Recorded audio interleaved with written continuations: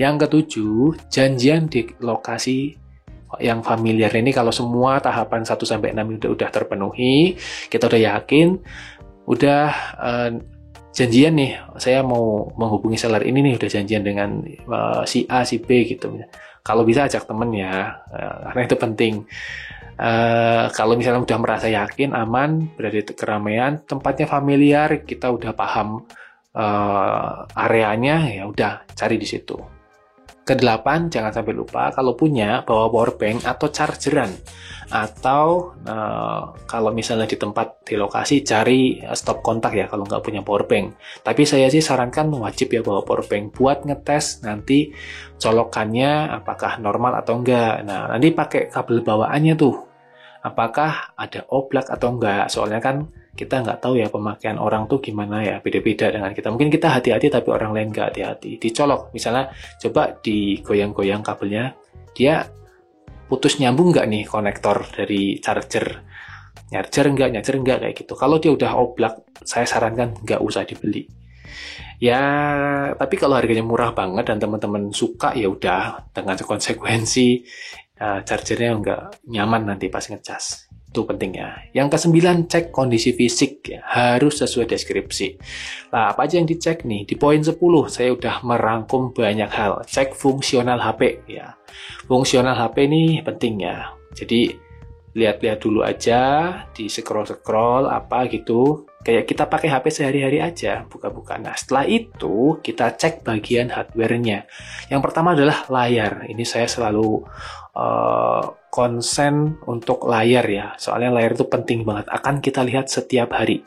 Yang pertama adalah fisiknya, kita matikan aja dulu, kita cek, perhatiin kalau ada tempered glass. Misalnya teman-teman berani ganti nih, tempered glassnya saya ganti 50.000 misalnya, tapi harus dilepas, boleh nggak gitu. Kalau nggak boleh ya udah dicek sekilas aja dulu, apakah ada kayak bekas penggunaan habis ngegame yang terlalu intens atau apa gitu ya, dicek aja. Kalau masih mulus, scratch minim, oke, lanjut ke fungsional layar lainnya. Misalnya ganti wallpaper putih dan gelap. Biasanya ada beberapa seller nakal ya, dia tuh pakai wallpaper yang meminimalkan, misalnya ada shadow, ada dot, atau ada titik-titik tertentu yang mungkin nggak akan kelihatan kalau pakai wallpaper itu. Nah, kita harus waspada, kita ganti wallpaper. Kebalikan dari yang diterapkan oleh si penjual. Misalnya penjual pakai warna putih, kita ganti ke warna gelap, warna hitam misalnya. Atau penjual pakai warna gelap, kita coba ganti ke warna putih. Itu penting. Kalau warna putih itu buat ngecek apa? Kalau warna putih itu buat ngecek misalnya ada semacam titik-titik di sini atau bekas apa, den atau apa, bisa akan kelihatan. Kalau hitam biasanya untuk shadow atau black crush itu akan kelihatan, atau green tint ya, atau green tint biasanya akan kelihatan. Ya, selanjutnya masih di bagian layar ya. Di bagian layar itu tes touch-nya. Touch-nya kalau iPhone tuh gampang ya. Tinggal kalian tekan kayak gini. Ini kalau di iPhone ya. Kalau misalnya ada yang lepas nih, icon misalnya ke sini kok tiba-tiba lepas, ya berarti ada bagian touch di sini yang kurang beres. Nah, itu ya. Itu mudahnya seperti itu. Kalau HP-HP lain kayak Xiaomi, Samsung, atau beberapa merek lain mungkin ya, itu ada buat kode buat ngecek touch-nya. Jadi nanti di satu-satu gini, bener-bener satu-satu, nanti akan ada pas oke gitu, hijau semua misalnya, dan semua touch-nya itu aman, berarti aman. Kalau enggak ya pakai cara manual kayak gitu ya. Diseret aja ikonnya ke bagian manapun. Dia nggak akan lepas kalau touch-nya normal. Setelah layar adalah tombol-tombol. Nah, ini tombol-tombol kadang saya suka kelewat sih. Tombol itu ya, ini tombol power. Gimana? Masih clicky atau agak keras atau agak oblak? Ya, ini harus kita cek. Terus tombol volume, atas bawah, pastikan berfungsi ya. Misalnya gini, notif buat ininya keluar ya. Jadi, kita bisa tahu tombol powernya. Terus kalau misalnya ada beberapa tombol lain, dicoba aja. Kalau di iPhone kan ada tombol buat silent ya. Nah, berarti masih normal. Selanjutnya adalah tes speaker. Speaker ini biasanya kan HP sekarang yang di atas 2,5 jutaan ke atas sudah stereo ya, udah atas bawah ya. Bukan kanan kiri ya, bukan kanan kiri nih. Speaker stereo konsepnya bukan kanan kiri. Adanya tuh atas bawah. Nih, sebagian ada di earpiece, sebagian ada terletak di atas ini. Ya, ngeceknya gimana? Kalau saya, misalnya dia masih login akun YouTube-nya atau akun Google-nya, kita buka aja YouTube. Atau kalaupun nggak login, nggak apa-apa. Biasanya YouTube bisa dibuka tanpa login akun. Cari Dolby Atmos. Langsung buka aja. Nanti ada tes Dolby Atmos nih. Yang ini, saya pakainya yang ini. Nah, kita miringin HP-nya ya. Kalau stereonya masih benar, speaker atas bawahnya masih benar, suaranya akan muter. Nah, ini menandakan berarti speakernya masih normal. Pakai volume maksimal nggak apa-apa, dia sember atau enggak. Nah, kalau sember itu ada beberapa hal. Biasanya memang karakter HP-nya kayak gitu. Biasanya itu HP 3 jutaan ke bawah ya. Kalau yang HP mungkin sekelasnya mid-range ke atas, biasanya itu walaupun full volume, suaranya udah enak, udah empuk lah, nggak terlalu sember speakernya. Nah, itu perlu diperhatikan juga. Setelah speaker, nah lanjut mic. Nah, mic ini sebenarnya ada yang instan ya buat ngetesnya. Kalau saya pakai langsung ke kamera aja. Nah, mic ini kan beberapa HP sekarang ada 3 ya bahkan. Nih, mic ada di sini. Ini kalau Pixel 7 ada yang di sini, ini. Lalu ada juga yang di sini, atas ini. Dan ada juga yang di sini. Satu lagi, ada 3. Tapi sebagian HP yang kelasnya entry mungkin, atau 3 jutaan ke bawah, yang mid-range biasanya cuma 2. Ngetesnya gimana? Gampang aja. Kalian rekam video, miring aja ya, jangan kayak gini, miring. Pakai lensa apapun bisa, nggak masalah. Sekalian nanti jadi dapat 2 hal. Apakah autofokusnya jalan? Ini, bener. Getar-getar atau enggak? Kalau getar-getar, getar-getar itu, udah skip aja, itu kameranya udah bermasalah. Kalau oke, langsung rekam. Kalian ngomong di sini, deketin suara ke sini, sama di sini, di atas. Nanti setelah selesai, di stop, dengerin nih videonya. Nah, kalau suara kalian keluar dari sini dan dari sini, berpindah-pindah, berarti mic-nya juga normal, kayak gitu ya. Berikutnya ya, tes foto-foto aja. Ini dari mic langsung ke kamera ya. Tes foto-foto gampang aja, kayak gini aja. Oke, lensa berikutnya. Kalau ada banyak lensanya ya, oke. Lalu kalau ada lensa tele, ya udah lensa tele, oke. Oke, kalau misalnya lensanya jaraknya agak jauh, misalnya pakai lensa utama, kalian tutupi lensa lainnya. Apakah benar pakai lensa utama atau enggak? Atau kalau pakai lensa tele, kalian tutup 2 lensa lainnya. Apakah benar pakai lensa tele atau enggak? Kayak gitu ya. Nah, setelahnya, kalau semuanya normal, hasil kameranya normal, nggak ada masalah. Lalu tes flash. Nah, ini sering banget saya kelupaan tes flash ya. Flash tuh ini nih. Nah, ini tes aja pakai center, ini nggak masalah. Atau mau pakai kamera juga, blitz-nya diaktifin juga bisa. Ini. Mas, saya mau ngetes blitz-nya bisa nggak? Oke, bisa berarti ya. Tes charging ya, tadi udah saya sampaikan di powerbank ya, tes charging itu penting, jangan sampai terlewat. Lalu jaringan wifi dan seluler. Nah, kalau ada jaringan wifi, nggak usah harus sampai connect, nggak apa-apa, yang penting biasanya kan untuk saat ini beberapa tempat publik area udah ada wifi-nya ya, entah itu pakai wifi ID atau apa gitu. Kalian cek aja di sini apakah ada daftar listnya atau enggak. Minimal kalau ada daftarnya berarti modemnya normal, entah nanti bisa connect atau enggak. Kalau bisa connect bagus, kalian tes connect aja. Kalian pakai hotspot HP nggak apa-apa. HP kalian buat hotspot, nanti dicek di sini, ketik passwordnya. Kalau terconnect, oh ya aman. Lalu untuk jaringan seluler, beberapa HP resmi, yang penting SIM card-nya nempel harusnya udah aman. Nah, kalau Pixel kan kondisinya khusus ya, ada yang refresh, ada yang enggak.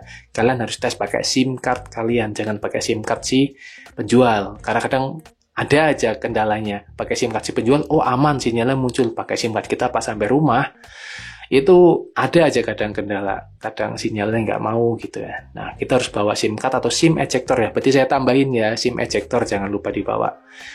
Nah, itu harus dites tuh bener-bener. Lalu berikutnya, perhatikan presentase baterai. Nah, tadi kan selama ngecek, kalian udah lama ya ngeceknya. Udah ngecek ini itu. Perhatikan kondisi persentase baterai di awal-awal berapa. Sepanjang kalian ngecek, misalnya udah ada 20 menit, 30 menit. Kalau dia turunnya wajar, misalnya cuma 1%, 2% karena pengetesan itu, berarti masih aman. Tapi kalau tiba-tiba dari 90, kalian cuma mengoperasikan HP cuma dalam waktu 15 menit, tiba-tiba udah 75%, itu udah nggak wajar teman-teman. itu udah boros, udah ngedrop, udah bocor ya. Tapi kalau cuma 2%, 3% itu it's okay, nggak ada masalah. Karena mungkin buat ngerekam tadi, nggak video gitu-gitu ya. Nah, setelah di baterai ini, ada sambungannya sih, itu merestart pun unitnya. Restart ya, bukan reset pabrik, restart aja. Ini pixel agak susah nih restartnya nih. Nah, di restart aja, mulai ulang. Ini nih, mulai ulang. Sebelum mulai ulang, kalian perhatikan juga baterainya berapa. Setelah mulai ulang nanti nyala lagi berapa persen. Itu juga akan ketahuan kalau misalnya baterainya dalam kondisi yang tidak begitu sehat ya. Nanti kalau misalnya masih sehat, akan sama sih. Nggak akan berkurang jauh lah misalnya berkurang. Cukup 1% aja biasanya. Nah, itu pentingnya 2 kali minimal kalian lakukan untuk restart. Setelahnya install AIDA 64 atau DevCheck. Nah, ini DevCheck bisa, AIDA 64 juga bisa. Cek di sini hardware-nya, spesifikasinya. Itulah fungsinya teman-teman harus mempelajarinya di GSM Arena atau nonton reviewnya di YouTube. Hardware-nya gimana nih secara ringkasan di sini, chipsetnya gimana. Nah, sesuai nggak nih spesifikasi di sini dengan yang tertera di GSM Arena atau di spesifikasi yang udah disampaikan oleh reviewer di YouTube.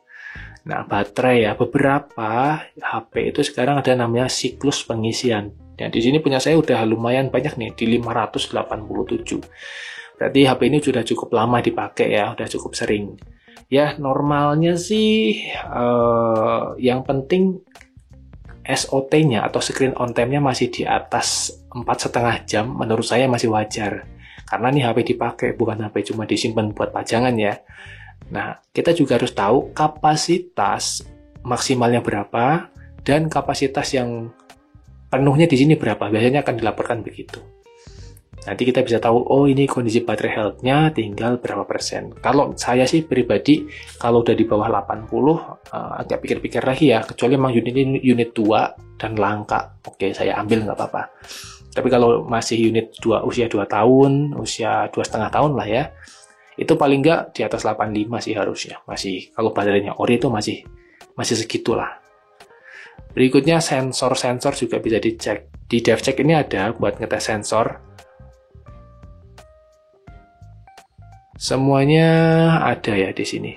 Kalau saya sekarang ngeceknya pakai ini nih, water resistant. Nah, di sini namanya water resistant tester ya. Dicek di sini ya. Rata-rata pressure 985, ntar ini terlalu terang. 985,63. Nah, kita di sini suruh ngecek naruh jarinya kenceng tapi langsung diangkat. Nah, udah. Kalau centang, insya Allah HP-nya masih segel. Nah, ini pressure-nya kalau saya tekan nih masih naik ya. Tuh. Ada pergerakan, intinya ada pergerakan di situ. Nggak diem aja, karena saya sudah tes di beberapa HP yang sudah pernah saya bongkar sendiri, dia stuck ya, jadi bahkan garis, nggak ada pergerakan sama sekali, kecuali mungkin kalau pengelemannya cukup rapat mungkin ya, tapi saya nggak tahu, yang saya tes sih begitu. Nah, berikutnya tes fingerprint-nya. Nah, ini minta orangnya, Mas, coba fingerprint-nya masih jalan nggak gitu, kalau masih pakai datanya dia nih, data fingerprint-nya dia. Ini juga penting, apalagi yang di dalam layar ya. Kalau misalnya layarnya udah gantian ya, beberapa itu nggak bisa fingerprint-nya. Jadi harus dalam kondisi apapun, fingerprint ini harus bisa pokoknya.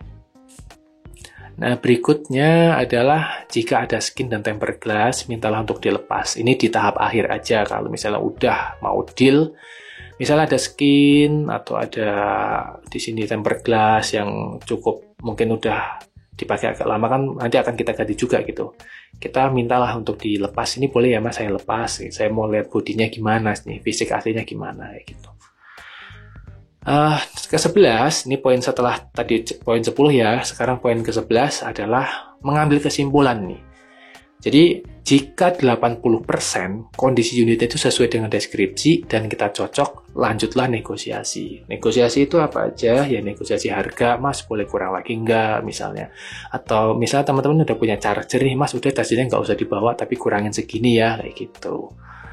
Dan kalau kondisinya udah di bawah ekspektasi, ini yang poin 12 ya. Jika teman-teman kurang serg dan kondisinya ternyata tuh parah ya, nggak sesuai dengan deskripsi, jangan sungkan untuk menolak dan membatalkan transaksi. Ini kadang yang orang-orang tuh gimana ya, sungkan karena mungkin udah sama-sama jauh ketemuan ya gitu-gitu. Kalau saya nggak apa-apa, karena kita juga pengennya dapat unit yang dia sampaikan, bukan kalau unitnya datang nggak sesuai dengan yang dia sampaikan di iklan, berarti itu udah masuk unsur penipuan ya. Dan yang terakhir, poin 13-nya, teman-teman harus sadar diri ketika ini beli HP second ya. Saya juga sadar diri ketika beli HP second, saya nggak meminta kondisi sempurna. Minimal HP itu adalah normal, segel. Udah itu aja. Fisik yang penting bagian layar dan backdoornya nggak pecah aja. Nggak pecah karena benturan atau apa. Yang penting masih normal aja, nggak pecah. Nggak terlalu mulus, nggak apa-apa. Misalnya di sini ada jamur atau apa, menurut saya nggak masalah, itu wajar karena pemakaian ya. Ya kalau mulus berarti bonus ya, itu alhamdulillah. Maka turunkan sedikit ekspektasi supaya nanti nggak kecewa gitu aja. Itu teman-teman 13 poin yang jadi panduan ketika saya COD HP ya. Saya rata-rata COD Facebook di kota Semarang aja sih, nggak pernah saya di luar kota Semarang. Paling mentok-mentok di Kabupaten Semarang ya, di daerah atas. Ya itu aja. Jadi supaya, karena kan sering terjadi ya, udah COD tuh lancar-lancar aja nih HP, aman-aman aja dicek, tapi karena mungkin kurang teliti, poin-poin yang dicentang atau di checklist kurang banyak, sehingga ketika pulang, loh ternyata kok kayak gini HP-nya, loh ternyata kok nggak sesuai yang saya harapkan. Nah, jadi poin-poin ini bisa jadi bahan referensi buat teman-teman yang mau nyari HP di kemudian hari. Terima kasih, semoga bermanfaat. Wassalamualaikum warahmatullahi wabarakatuh.